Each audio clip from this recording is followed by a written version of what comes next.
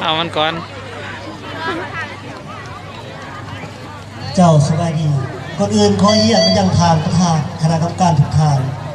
ข้าพเจ้ามาจากบ้านดุนคำที่แทนมาจากเทศบาลเมืองเรางาม